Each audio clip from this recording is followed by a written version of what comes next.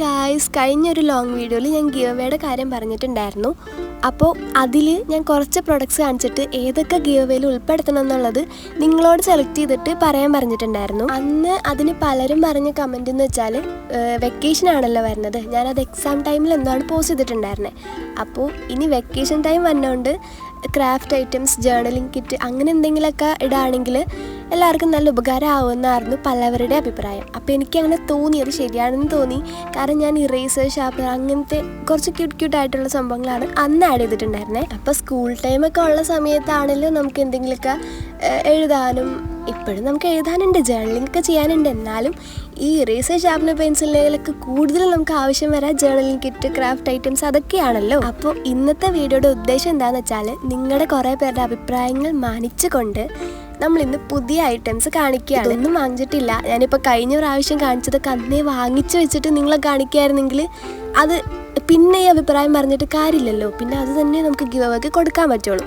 അപ്പോൾ എനിക്ക് തോന്നുന്നു എന്തുകൊണ്ട് ഇത് തന്നെയാണ് നല്ലത്. കാരണം നിങ്ങൾക്ക് തന്നെ ചൂസ് ചെയ്യാം നിങ്ങൾക്ക് എന്താ വേണ്ടതെന്നുള്ളത്. പിന്നെ അന്ന് ഞാൻ പലവരുടെ കമൻറ്റ് ഉണ്ടായിരുന്നു, ഇത്രയൊക്കെ കൊടുക്കാൻ എവിടെ നിന്നാണ് ഇത്രയും കാശ്, എന്തിനാ ഇത്രയും ചിലവാക്കുന്നത്? അതിൻ്റെ കാരണം എന്താണെന്ന് വെച്ചാൽ ഞാൻ അത്രയും കാശ് ചിലവാക്കണമൊന്നുമില്ല.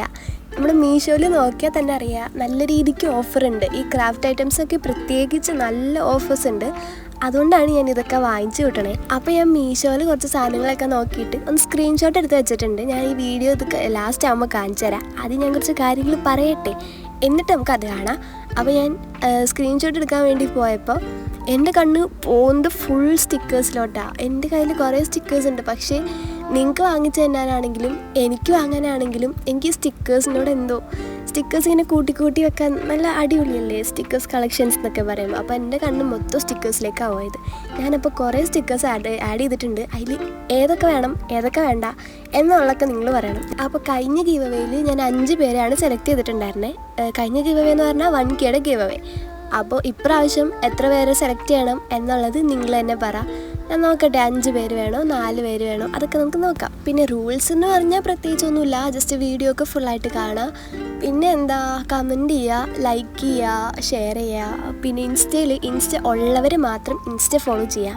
ഞാൻ 4 പേരെയാണ് സെലക്ട് ചെയ്യണമെങ്കിൽ 2 പേരെ ഞാൻ ഇൻസ്റ്റയിൽ നിന്നും 2 പേരെ യൂട്യൂബിൽ നിന്നായിരിക്കും സെലക്ട് ചെയ്യുക. അതുകൊണ്ട് എനിക്ക് ഇൻസ്റ്റ ഇല്ല എന്ന് പറഞ്ഞ് വിഷമിക്കണ്ട, യൂട്യൂബിൽ നിന്നും സെലക്ട് ചെയ്യും. അപ്പോൾ റൂൾസ് അത്രയൊക്കെ തന്നെയുള്ളൂ.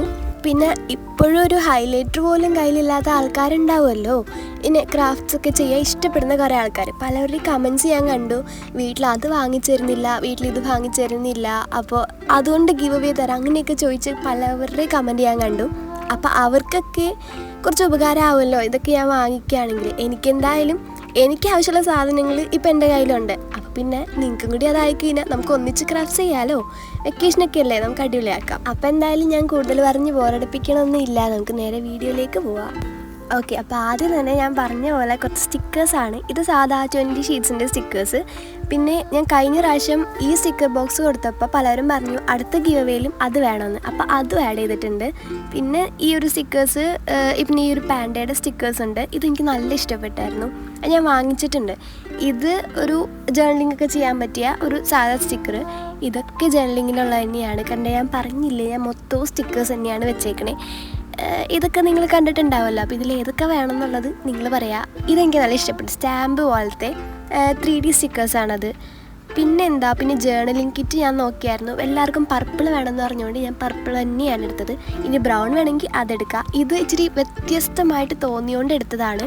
സാധാരണയിലും നല്ല ഭംഗിയുണ്ട്, ഒരു ഷിമ്മറിയൊക്കെ ആയിട്ട് നല്ലതാണ്. ഇത് ഡോംസിൻ്റെ ബ്രഷ് പെൻസ് ഇതൊക്കെ വേണമെന്നുണ്ടെങ്കിൽ പറയാം, വേണ്ടെങ്കിൽ വേണ്ട. ഓക്കെ, ഇത് ഒരു സാധാ ലാമ്പ്. പിന്നെ ഇതൊരു ഗ്ലൂ സ്റ്റിക്കാണ്, നല്ല ഭംഗിയില്ലേ കാണാൻ. അപ്പോൾ അതെന്തായാലും ഞാൻ ആഡ് ചെയ്യാമെന്ന് വെച്ചിട്ടുണ്ട്. ഇത് വാഷി ടേപ്പാണ്, സാധാ നമ്മൾ വാങ്ങുന്ന വാഷി ടേപ്പിന് കുറച്ചും കൂടെ വ്യത്യാസമായിട്ട് തോന്നിയോണ്ട് എടുത്താണ്.